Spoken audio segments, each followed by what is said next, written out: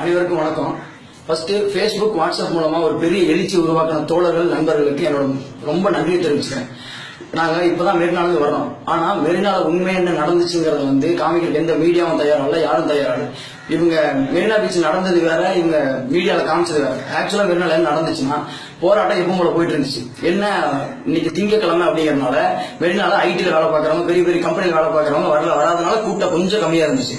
இருந்தாலும் கொஞ்சம் பதட்டமாவே இருந்துச்சு. எதுவும் பண்ணிடுவாங்களா, நேற்று வேற 4 பேரை வந்து பேட்டி கொடுத்து போயிருக்காங்க. அதுல இருந்து கொஞ்சம் ஒரு பரபரப்பான சூழ்நிலை இருந்துட்டே தான் இருந்துச்சு. காலையில 6 மணி இருந்தேன். போலீஸ் இது மாதிரி ஆர்டர் காப்பி, ஏதாவது அவசர சட்டம் போடணும்னு சொன்னாங்களா, அவர் ஆர்டர் காப்பி கொடுத்தாங்க. அந்த ஆர்டர் காப்பி நீங்க பாருங்க, ஆர்டர் காப்பி வந்துருச்சு, இதோட நீங்க போராட்டத்தை விட்டுருங்கன்னு சொன்னாங்க.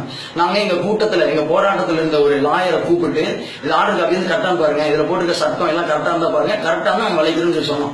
அந்த லாயர் படிச்சு பார்த்து அவங்க சீனியர் அட்வொகேட்டை கூப்பிட்டு கேட்டபோது சொன்னாங்கன்னா, எல்லாம் பார்த்துட்டு சட்டம் எல்லாமே கரெக்டா இருக்கு, ஆனா அதுல சீல் இல்ல, யாரோட சைனும் இல்ல, இது இருந்தாதான் செல்லும் அப்படின்ற மாதிரி சொன்னாங்க. அப்போ சரி, எங்களுக்கு ஒன்றும் பிரச்சனை இல்லை, நாங்க எங்களோட சீனியர் எங்களுக்கு எங்க சைடுல ஒரு 4,000 வருஷம் வரும், வந்துட்டு உங்க கூட பேசிட்டு எங்களுக்கு ஒரு half day மட்டும் டைம் கொடுங்க, நாங்க எல்லாமே ஓகே கரெக்டா இருக்குன்னா நான் போராட்டத்தை எங்க போராட்டம் வெற்றி அடைச்சுன்னு சொல்லி நாங்க விளைவிக்கிறோம்னு சொல்லி சொன்னோம். ஆனா அவங்க டைம் தர்றதுக்கு தயாராகவே இல்லை. ஒரு 2 hours டைம் கேட்டோம், அதுவும் தரலேன்ட்டாங்க. சரி, நாங்க பேசிட்டு இருக்கும்போது ரொம்ப தாழ்மையா கேட்டோம், ஒரு 2 மணி நேரம் டைம் கொடுங்க, இது ஆர்டர் காப்பி உண்மை, எங்க போராட்டம் உண்மையா வெற்றி அடைஞ்சிருச்சு அப்படின்னா எங்க போராட்ட வெற்றியோட நாங்க முடிச்சுக்கிறோம் அப்படின்னு சொல்லி சொன்னோம். நாங்க பேசிட்டு இருக்க தாழ்மையோட பேசிட்டு இருக்க போராட்டத்தில் உட்கார்ந்த இளைஞர்கள், தோழர்கள் எல்லாத்தையுமே போலீஸ் புடிச்சு கையை பிடிச்சி வெளியே வீசிட்டே இருந்தாங்க. வெளியே வீசுவது, ஐயா இருங்க, நான் ஒரு 2 மணி நேரம் டைம் கொடுங்க, நான் முடிச்சோம் சொல்ல கேட்கவே இல்லை. உள்ள கர்ப்பிணி பெண்கள் இருக்காங்க, கை குழந்தைகள் இருக்காங்க, வயசானவங்க இருக்காங்க, பெண் தோழர்கள் இருக்காங்க, வேணா கொஞ்சம் பொறுமையா இருக்குன்னு சொல்ல கேட்கவே இல்லை. இருந்தாலும் அவங்க ஆட்டோமேட்டிக்கா தடியை நடத்த ஆரம்பிச்சிட்டாங்க. நாங்க இன்னும் மனித சங்கிலி போட்டோம். பெண்கள், கர்ப்பிணி பெண்கள், குழந்தைகள் எல்லாத்தையும் சூழ்ந்து நாங்க மனித சங்கிலி போட்டோம். இருந்தாலும் எங்களை எல்லாம் பிடிச்சி இழுத்தாங்க. நாங்க விடல, முடிஞ்சு தடியடிய கொஞ்சம் தடுக்கிறதுக்காக நாங்க தேசிய கீதம் பாடணும், வந்தே மாதரம் பாடணும், எதையும் அவங்க பொருட்படுத்தவே இல்லை. ஒரு செகண்ட் கூட நிக்கல. அவங்க என்னன்னா எங்களை வெளியே தள்ளணும், பிடிச்சி இழுக்கணும், வெளியே தள்ளணும். போராட்டத்தை எங்கேயோ பின்னாடி யாரும் சொல்லிட்டாங்க, போராட்டத்தை முடிச்சுடுறா, விடக்கூடாது, இனிமே விட்டோம்னா இந்த பிரச்சனையும் விட்டல. விவசாய பிரச்சனைக்கு போராடுவானுங்க, தண்ணீர் பிரச்சனைக்கு போராடுவானுங்க, நாட்டில் கார்பரேட்டர் துரத்தலுக்கு போராடுவானுங்க, எந்த பிரச்சனை போராடுவானுங்க. இவங்க விடக்கூடாது பின்னாடி யாரும் ஏவி விட்டுருக்காங்க. அதனால போராட்டத்தை கலைக்கிறமான வேலை மட்டும்தான் பாட்டு இருந்தாங்க. இருந்தாலும் நான் போராட்டத்தை கைவிடல. பீச் மண்ணுக்கு முன்னாடி ரோட்ல உட்காந்து பண்ண நாங்க போராட்டம். இவங்க தடியடி நடத்தி எங்களை வெளியே அனுப்ப முயற்சி பண்ணும்போது நாங்களாம் கடலை நோக்கி ஓடணும், அலையை நோக்கி ஓடணும். அங்க இங்க எவ்வளவு கூட்டம் இருந்துச்சோ 3 சைடா பிரிஞ்சிருந்தோம்.